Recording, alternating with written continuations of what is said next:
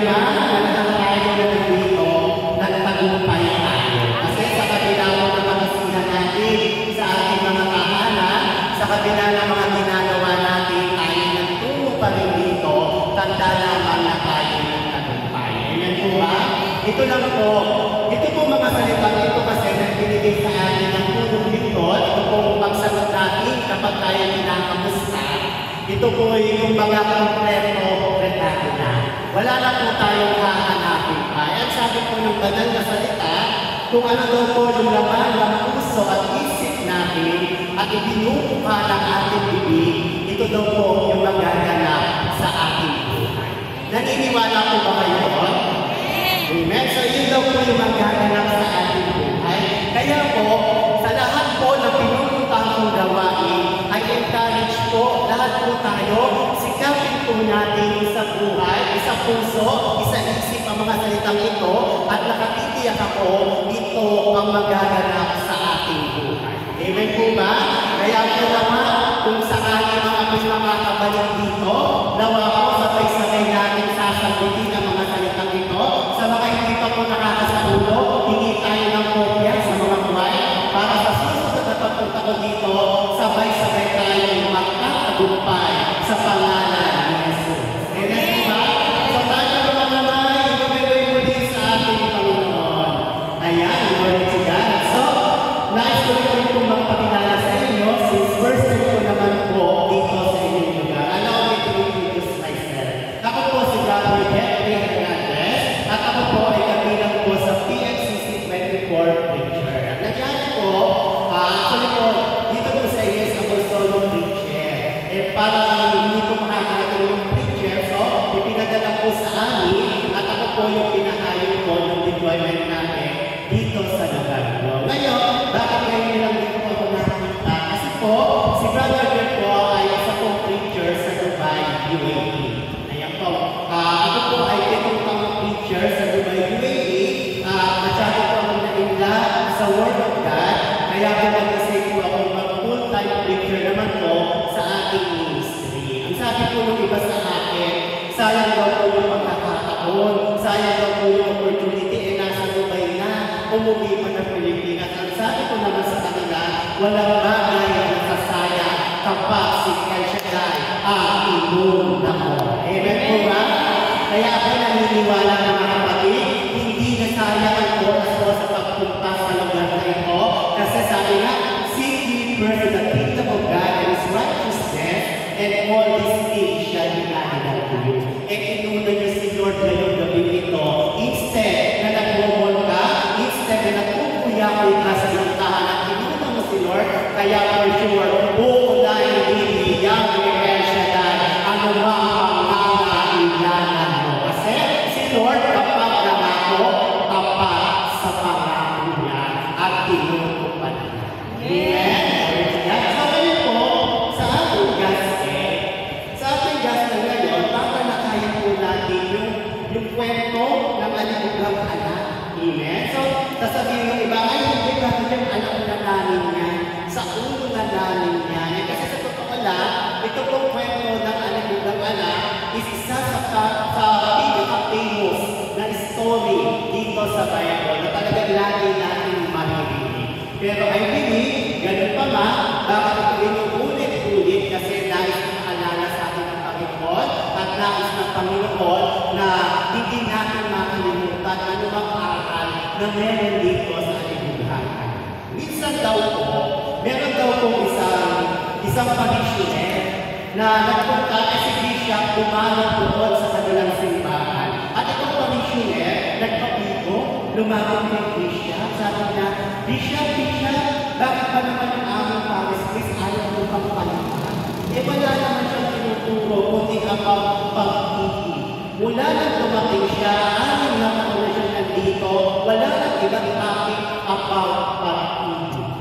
Amen. So sabi naman ni Bishop, so siguro ang mga tao dito, marunong nang umibig, mapagmahalan na. Pero sabi ni Bishop, ay daw, hindi pa rin. Kasi bakit ka ganyan kapatid? Sabi niya, kasi kung may pag-ibig tayo, sino mang nandyan, ano mang nandyan, tatanggapin natin ang buong puso at buong pagmamahal. At Kaya minsan, paulit-ulit ang aral, paulit-ulit ang binibigay sa atin ng Diyos kasi hindi pa natin natatanggap at hindi pa natin naisa sa buhay.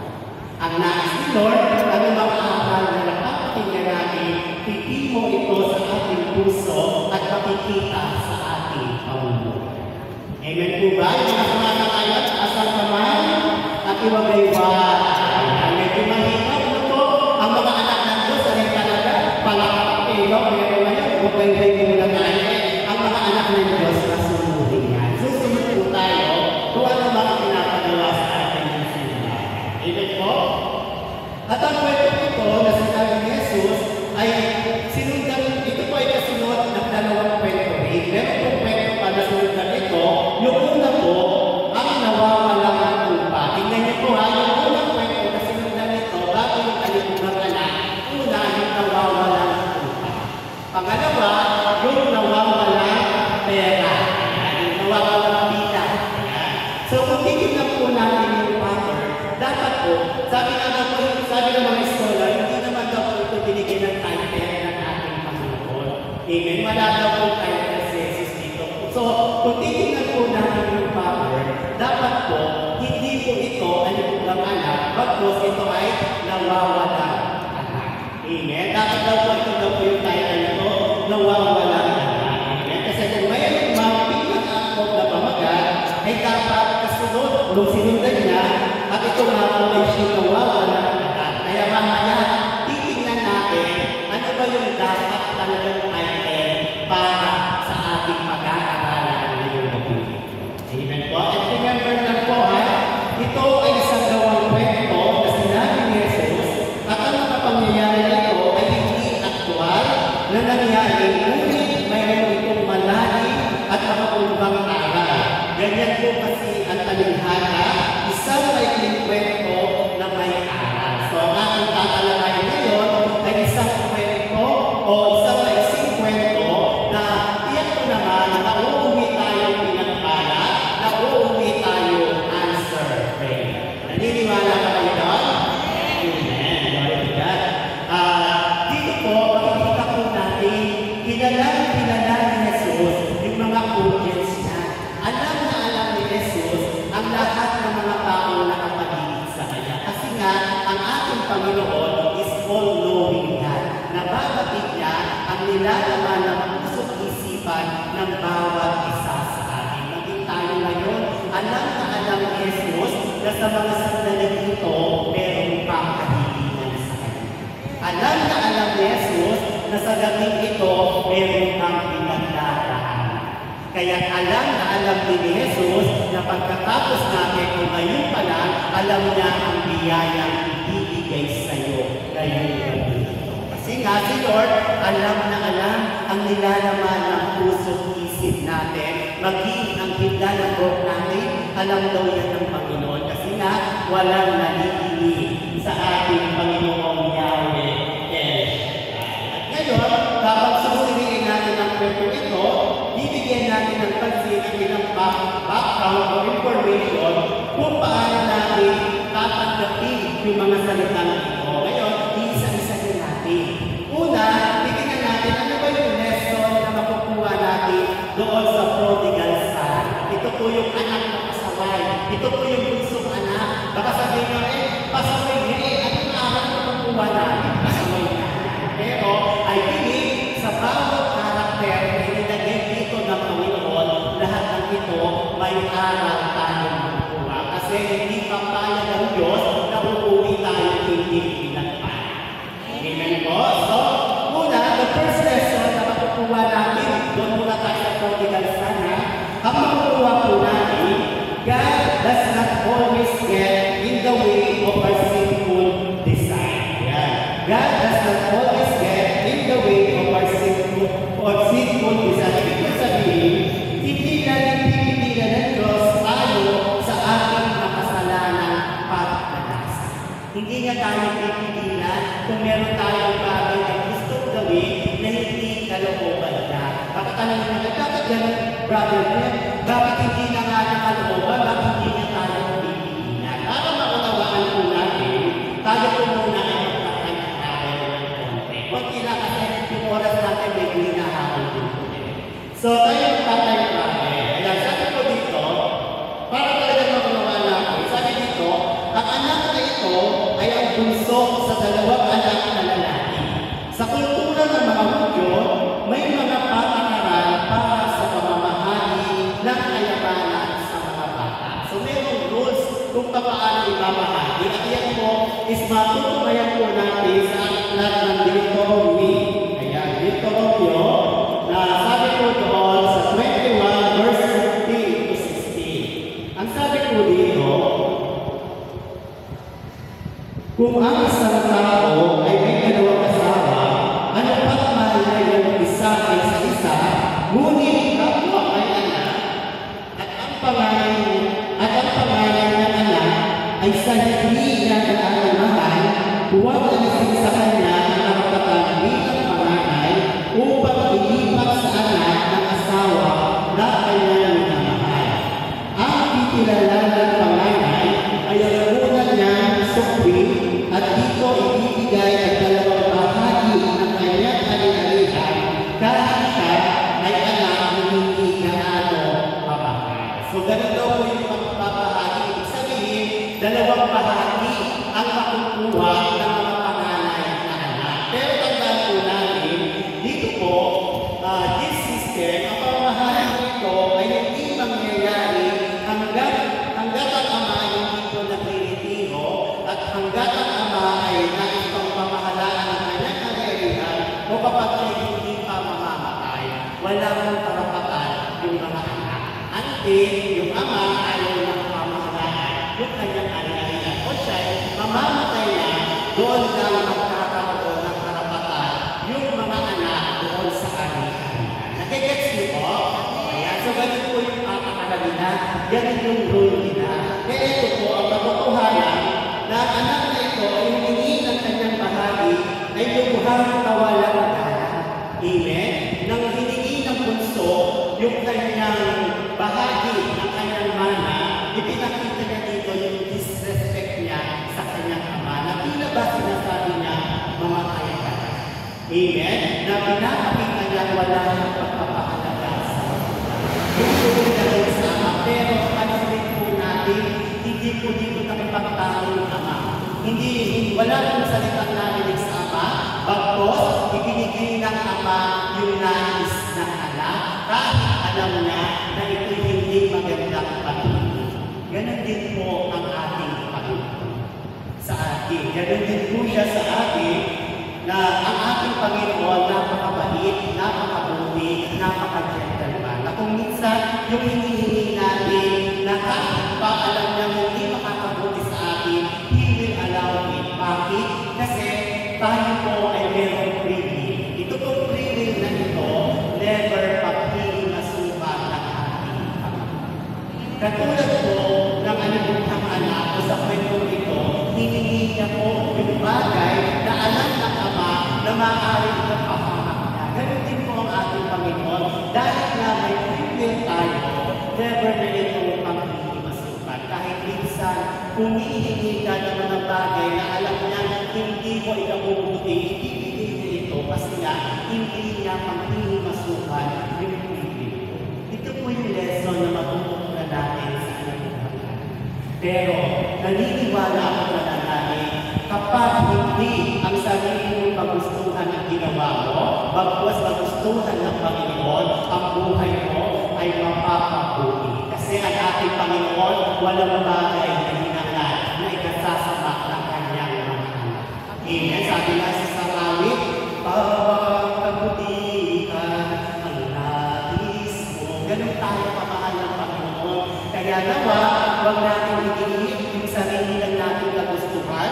Bagkos, naisin natin ang kalooban ng Panginoon ang maganap sa ating buhay. Amen. Sa mga naniniwala, asang kamay at ilagay kay Bumi sa ating Panginoon. Pangalawa, ano pang matututunan natin sa prodigal son? Number 2, sometimes we want things before we are ready. Na may mga bagay na gusto natin kahit hindi pa tayo handa. So minsan may pakulitan tayong handa. Kahit yung bagay, minsan may mga bagay na hindi bibigay si Lord kasi hindi ka pa handang tanggapin ito. Amen. Pero dahil makulit tayo, dahil may katigasan ng ulo natin, pipilitin natin, gagawa tayo ng paraan sa sarili natin para makamit yung mga bagay na ito. Kaso nga lang, hindi ka pa handa. Kasi tandaan natin, ang bawat biyaya ng Panginoon, there is always a perfect time. In His time, ang biyaya ng Panginoon ay ipagtatalabog sa atin. Pero minsan, masyado tayong naiipin kasi ang gusto natin, instant, na kapag umiling tayo kay Lord, gusto natin, ibang sa kaagad sa harapan natin.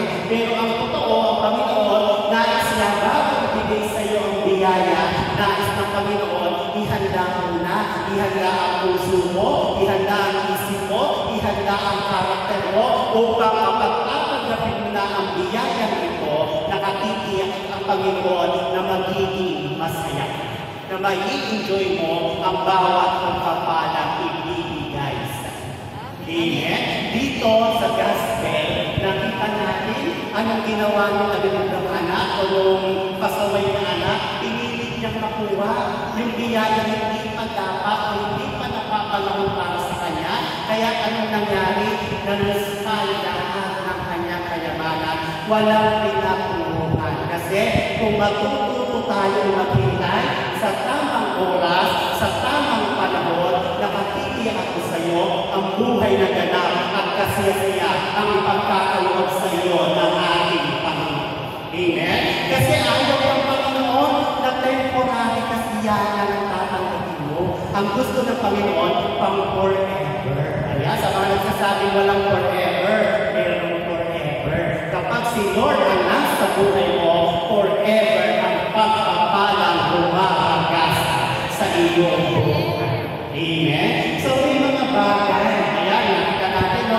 May mga bagay na minsan pinipilit natin sa sarili. Ito tandaan natin, ang biyayang para sa iyo, at walang sino mang makakaalam ito. Kasi inilaan ni Yahweh ang Shaddai sa iyo. Kaya huwag kang mag-alala, ang Diyos ang may-ari ng langit at lupa, anumang bagay na hindi mo, kaya niyang ibigay. Ang gusto lang ng Panginoon, matuto kang maghintay sa tamang oras. Pwede mo bang magkwento? Parang dito lang pwede, so dito lang pwede. Amen. So, meron daw po isang dalaga. Ayan. So, ito pong isang dalaga ito is nagpunta ng mall. Sa pagpunta niya ng mall, nakakita siya ng red dress. Ang gandang-ganda siya. Talagang nasilaw siya doon sa dress na yun. Kaya na, ang presyo, 5,000 yung presyo ng dagat. So, sabi niya, ay Lord, gusto ko damit na ito. Nawa Panginoon, makuha ko ito, mag-iipunan ko ito. So, nag-ipon siya ng ipon. Hanggang dumating na yung tamang oras para mabili niya yung damit. Ngayon, dahil siya napunta ng mall, ang saya-saya niya, pagdating sa mall, wala na yung damit. Kaya naman lungkot siya. Tapos sabi niya, ano ba yan, Lord? Pinag-ipunan ko pa naman ito, tapos hindi ko na makikita, hindi ko na mabibili. Kaya naman siya ng mall, na malungkot. Kasi nga, expected niya, maisusuot niya na yung damit niya. Paglabas niya, kapag naglalakad siya, napadaan siya sa ukay-ukay. Ngayon, pagdaan sa ukay-ukay, may nakadisplay, pulang damit, katulad ng kanyang gustong mabili, at ito ang matindi. Ang presyo, 100 na. Compare sa 5,000. At agad niyang binili, at sinuot niya, at tuwang-tuwa siya. Ano po ibig sabihin? Kasi nga, ang biyayang para sa iyo, ipagkakaloob ito ng Panginoon sa tamang oras at sa tamang panahon. Amen? Kaya, ibang-ibang kanina ko ako, papalakpak ko ang mga sa Panginoon, may misalin tayo. So, lagi ko natin tatandaan, may mga bagay tayo gusto natin dahil hindi pa tayo handa, na minsan, ipinagkakaloob naman ng Panginoon, pero sa totoo lang, wala itong kasiyahan na itulot sa atin, kundi ito'y magtutulot sa atin ng kapahamakan. Amen po ba? So, inilarawan ni Jesus sa isang tao na tumalikod. Dito po sa Puerto Rico, inilarawan ni Jesus na isang tao na tumalikod sa lahat ng nalalaman niya, lahat na itinulong sa kanya. So, Kasi nais ng Panginoon na tulungan tayo sa mga bagay o mga behavior na meron tayo. Sabi ko nga sa inyo, na kapag ang blessing medyo natatagalan, ibigay sa inyo, ibig lang sabihin, merong nais baguhin sa ating Panginoon. Hinahanda pa ng Panginoon yung karakter natin. Hinahanda pa ng Panginoon yung puso't isip natin sa pagtanggap natin ng biyaya. Amen po? Kaya kapag hindi pa dumarating yung biyaya, yung pinakahihitan, yung mga gano'n na sinusulat sa prayer request, tanongin mo muna yung sarili mo. Ako ba'y handa na sa pagtanggap ng biyaya ito? Kasi kapag handa ka na, for sure, hindi magdadalawang isip ang Panginoon na ibigay ang biyaya yung pinaka-taas. Okay, why? Namahamay sa ating Panginoon. So, ito yung dalawang lesson na makukuha natin sa nagugawang anak. Ngayon naman, ano naman yung lesson na makukuha natin sa kapatid na panganay? So, doon naman tayo sa kapatid na panganay. Yung lesson number 3, not everyone is happy about your spiritual growth. Hindi lahat ng nakakasama natin masaya sa iyong paglago, sa iyong buhay pananampalataya. Katulad po dito sa nabasa natin, na dito po, ang kinakatawan po kasi nung anak na panganay, yung mga taong sa paligid ng ating Panginoon, yung mga Pariseo, yung mga Escriba, yung mga nagbubulong-bulungan sa paligid ng ating Panginoon, ito naman yung tinutukoy ng ating Panginoon sa mga tao ito.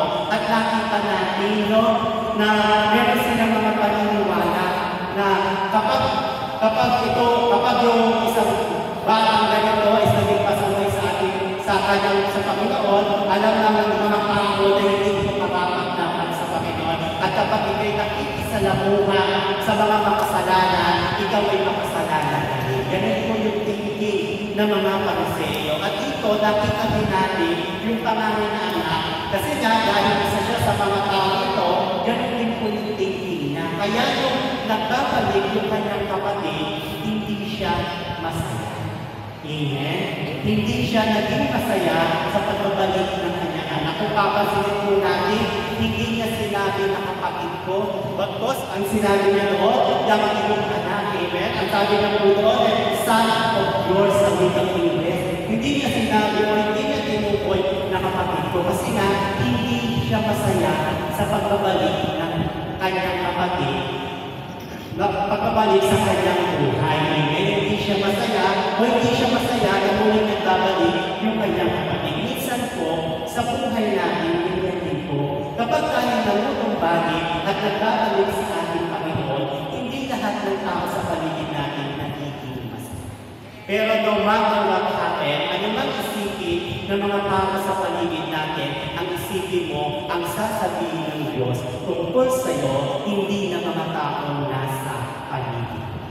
Amen? Kasi it is about you and God at hindi ito tungkol sa Kanya.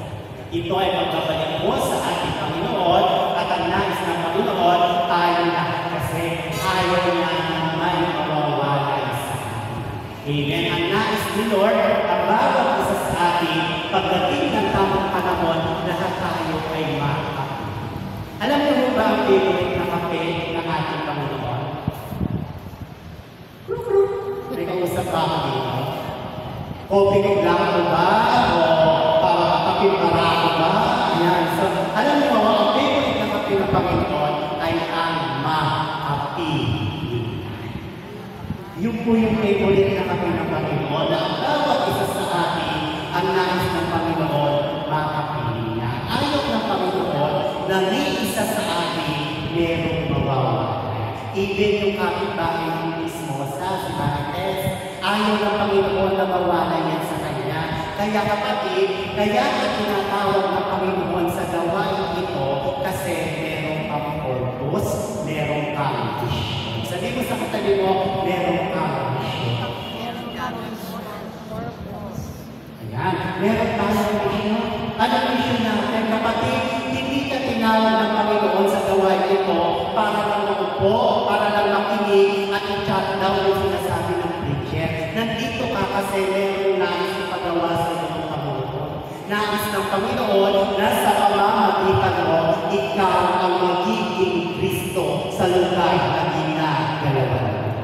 Anong ibig sabihin kung ikaw ang magiging Kristo? Ikaw ang magiging daan upang yung kapitbahay ng Marites, yung kapitbahay na hindi ka binibigyan ng lutong ulam, makita rin ng Panginoon at makapiling din ng Panginoon dito sa kanyang banal na hangin. Kasi nga, ang nais ng Panginoon, kaya ikaw ang unang tinawag kasi nais ng Panginoon maging awamis. Amen. Tingnan mo nga yung katabi mo kung awamis siya ni Kristo. Anong sagot? Parang yung iba hindi makasagot. Ito po tandaan natin, kapag sinabi po tayo kawamis ni Kristo, hindi po yan nakikita sa itsura lang sa panlabas na anyo, bagos ang pagiging kawamis ni Kristo, nakikita po sa ating pagkatao, sa ating pagbubuhay, sa bawat ginagawa natin, sa bawat araw. And since may sinabi po yung oras natin ngayon, gusto ko lang po ipakita sa inyo paano gagawin kawamis ni Kristo. To be like Christ, sabi daw po, kailangan we must walk like Christ. Yan. Paano po yung walk like Christ? Kailangan mo ba nakikita yung kamay natin, naglalakad tayo sa kanito para masabi ay walking like Christ. Aba kapatid, huwag mong gagawin yan, baka batukan ka ng tambay sa kanito. Pag sinabi ko walking like Christ, kailangan po yung pamumuhay natin na ayon sa kalooban ng ating Panginoon. Amen? Na tayo namumuhay ng may integridad. Ibig sabihin, kung yung sa paligid natin gumagawa na ng mali, pero tayo nananatiling gumagawa ng tama. Kasi ito ang kalooban ng ating Panginoon. Amen? Na kung sa paligid natin, yung mga kapitbahay natin, naka-jumper din po tayo nananatiling nagbabayad. Kasi alam natin na mayroong Diyos na nakipakita sa lahat ng ginagawa natin. Kung sa trabaho, yung mga trabaho mo, panaya ang Facebook, pero ikaw, mananatiling ka gumagawa ng trabaho kasi hindi man nakikita ng amo mo, pero nakikita ng ating Diyos ang lahat ng ginagawa natin. Kaya kailangan, kung tayo kawamis ni Kristo, lumalakad tayo katulad ng ating Panginoon sa buhay natin. At sabi, to be like Christ, kailangan daw po, we must talk like Christ. Kailangan daw po, nagsasalita tayo katulad ng Kristo. Ngayon, paano po yung gagawin ang pagsalita katulad ng Kristo? Kailangan ba sabihan pa tayo ng Santo Niño?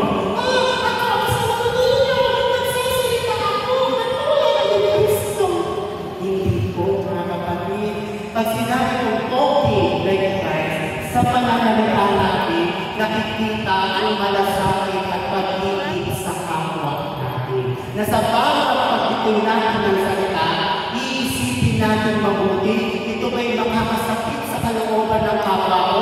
Ito ba'y okay sa kalooban ng ating Panginoon? Amen? Hindi basta-basta tayo magtititin ng salita kasi nakikita si Kristo sa pananalita natin.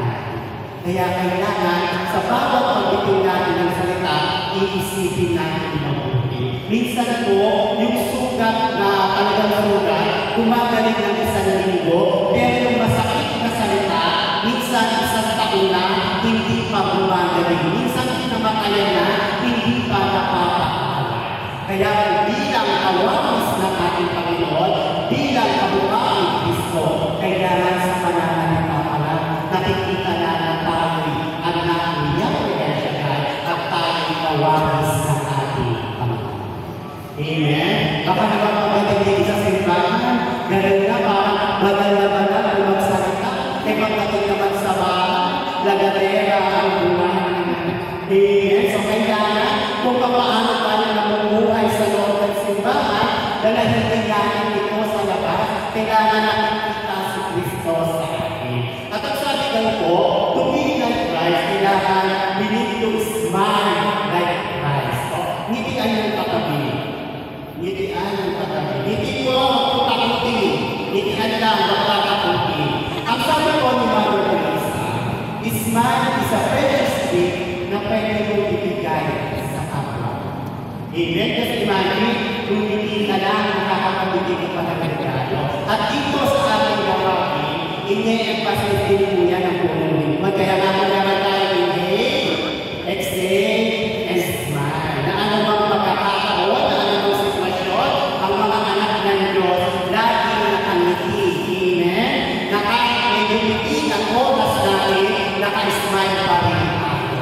Na kahit malamig o mainit ang panahon, nakangiti pa rin. Kasi ganyan ang mga anak ng Diyos, na ang bawat pagkakataon, lagi pinasasalamatan sa ating Panginoon. Kasi God is good All the time. all the time. So sabi nga, God is good all the time. Minsan daw, pwede ba magkwento o tayo na?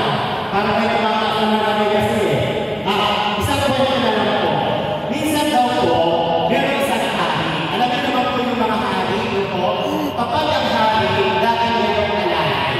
So itong hari ito, merong alalay na walang pag-ibig, kundi God is good All the time. Ito yung lagi ng pag-ibig. Kaya ang nangyari mo dito sa alalay na ito, siya po ay nabugbog at nanakawan. So nanakawan na, nabugbog pa, ang sabi niya sa kanyang amo, God is good. All the time. Kung alam mo yung kwento So sabi, God is good all the time. So sabi ng amo, ano ba yun? Nabugbog na, nanakawan ka, God is good all the time. Ito pang matindi. Bukod sa nabugbog at nanakawan ka, nasunog yung bahay ng kanyang servant. Pero ang sabi ng servant, God is good all the time. Sabi niya meron. Sabi, ano ba yung nasunugan na, nanakawan na? Tapos God is good all the time. Ito pang matindi, yung kanyang buong pamilya nagkasakit. Pero ang sabi niya, God is good all the time. Sabi naman ng master niya, ng hari, ay okay lang, basta ako, hindi na-apektuhan ang God is good all the time niya. Okay lang, bahala na sa buhay niya. So minsan, ito pong hari na ito, ang kanyang hari is magpunta po at mangaso sa kagubatan. At habang nangangaso po sila, ang nangyari po sa hari, napana yung daliri niya. At sa pagpana po sa daliri niya, hindi ka pupon. Alam niyo po ang sabi ng servant? God is good. All the time. God is good all the time, nagalit yung hari. Kaya ang ginawa ng hari, ikinulong yung servant. Sabi niya, napupunan na ako ng daliri, tapos sasabihin mo sa akin, God is good all the time. Sabi ng ating gano'n. So ngayon, lumipas ang ilang buwan, lumalang ang sugat ng hari, hindi makikita yung hari, gusto mo silang mga aso. Nagpunta siya ng bubat mag-isa. Patawag kayo ng mga aso, nahuli siya ng mga tripot-tripot tao sa kagubatan na mga kaniba, mga kumakain ng tao. So nung nahuli siya, ngayon ang gagawin sa kanya, gagawin siyang sigat at iaanin siya doon sa kanilang Diyos-Diyosan. Nakaredy na yung ano, nakaredy na yung pechay, lahat yung kamatis, nakaredy na at lutuin na siya. Ngayon, ang sabi ng isang taga-tripot, kailangan na natin i-check yung buong katawan lang kompleto kasi bawal mag-alay ng may kulang. Amen? So pag-check, nakita nila ang tulog na rin. Kaya sabi nila, hindi ka pwede i-alay, umumili ka na. Ngayon, pag umili ito, ayan, mukhang tumayo na yung coordinator, nakakang sigura na yung kwento. Ayan. So pag umili niya, at ito lahat doon sa servant. At ang sabi niya doon sa servant, alam mo ba yung nangyari? At ang sabi ng servant, God is good. All the time. sabi ng servant, God is good all the time. Sabi niya, bakit God is good all the time? Eh wala ka naman doon sa pangyayari. Sabi niya, kasi po, kung nandoon ako that time, malamang ako ang naisip. Amen? So ano po yung lesson ng kwento? Na sa anumang sitwasyon o pangyayari ng buhay natin, matuto tayo ng mga pasasama at laging umiti sa anumang sitwasyon ng buhay natin. Kasi kung minsan, pinaparanas ng Panginoon yung mga bagay na ito para tayo iligtas sa kapamakan. Minsan, hindi ibibigay ni Lord yung hinihiling mo kasi ayaw ni Lord na mapapahal. Katulad ng sa alibugan na, hindi siya nanghingi ng gusto niya, doon ibinigay sa kanya siya ay napahal. Kaya wag tayo hinihingi ng hindi naman, na wag tayo hinihingi ng mga bagay na alam natin na ayaw pang ibigay sa atin. Kasi lahat naman ng biyaya na para sa iyo, ibibigay niya ni Lord sa tamang oras at sa tamang Amen. Malakas ang Lord. At bumabay sa ating Panginoon. Nandito po talaga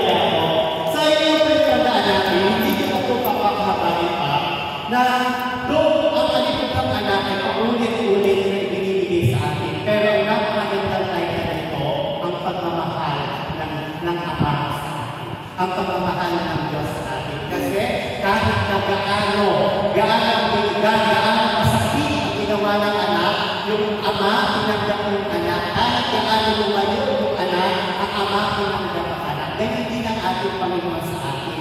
Kahit gaano ang kasalanan mo, kahit gaano tayo marami, ang Diyos, hindi tayo tanggapin, basta marunong lang tayo magsisi at talikuran anumang pagkakasala. Tatanggapin tayo ni Lord, open arms, tatakapin pa siya upang yakapin ka. Amen?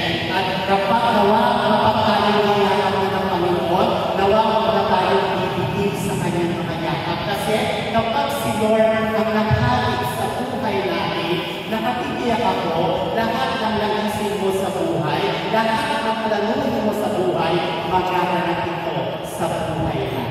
Kasi the moment na isurrender mo ang sarili mo sa Panginoon, the moment na magsisi ka, the moment na sabihin mo kay Lord ang mga pagkukulang mo, inaalam mo ang Panginoon na maging driver ng buhay mo. At kapag si Lord ang driver ng buhay mo, nakatigiyak ka sa iyo, ang patutunguhan nito ay sa buhay na wala hanggan. Pero, if you let the devil right on you, nakatitiyak naman ako sa iyo, papahamakan ang buhay. Sabi nga, don't let the devil right on you, or else he will be the driver of your life. Na nakikisakay lang siya, pero magugulat ka, siya na ang driver ng buhay mo. Kaya wag na wag ka magpapadala sa anumang tukso ng kalaban. Tandaan natin ang kalaban, wala naman ang makagawa na kasi alunan na yan 2,000 years ago pa. Ngayon, ang ating magagawa na tuksuhin tayo para tayo makasama niya. Kasi ayaw na tayo napapagabi sa presensya ng Panginoon at ayaw na tayo'y nagpupuli at sumasamba sa ating Panginoon. Kaya, ang gagawin niya, tutuksuhin niya tayo. Amen? Kaya, nawa, kayo natin surrender ang ating sarili. At nakapapalad natin kasi ang ating Panginoon meron ibinigay sa atin na sabi nga, kapag tayo nakakasala, nagkakaroon ng disconnection yung relationship natin sa ating Panginoon. Pero the moment na may disconnection nito, ang pinakamahalagang gawin natin, repentance, pagsisisi. Kung paano nagsisi yung anak, nawa magsisi rin tayo sa mga pagkukulang at pagkakasala natin at nakatitiyak ko sa iyo. At sabi ng Panginoon, manumbalik ka sa akin at manunumbalik ako sa iyo. Na kapag lumapit ka sa Ama, tatanggapin ka niya ng buong kung sino ka. Kalilimutan niya anumang kasalanan na gawa natin. Katulad din sa likod ng anak, the moment na lumapit siya sa atin sa kanyang ama, di ba? Ibinalik lahat, ibinalik yung kasamotan, ibig sabihin, ibinamalik ng Panginoon anumang posisyon ng tamo. The moment na magbalik tayo sa Panginoon, ibabalik niya anumang nawala sa atin. Ibibigay niya yung authority, ibibigay niya ang lahat ng anumang meron siya, kasi ikaw at ako, mahal na mahal ang ating Panginoon. Kahit hindi man tayo marapat-dapat, patuloy pa rin tayo tinatawag ng ating Panginoon. Tanda lamang kasi na ayaw ng Panginoon na mawala yung ayos. Amen po ba? Sige nga po, magiging may pagkamay. At tayo ay magsitayo. Ayan, at tayo ay magsitayo sa pagkakang oras na. Nais ko pong pagdinayan natin isang alibin ito na ang ating Panginoon patuloy tayo niyayaya. Hindi man tayo marapat-dapat sa kanyang pag-ibig, pero dahil sa kanyang mabuting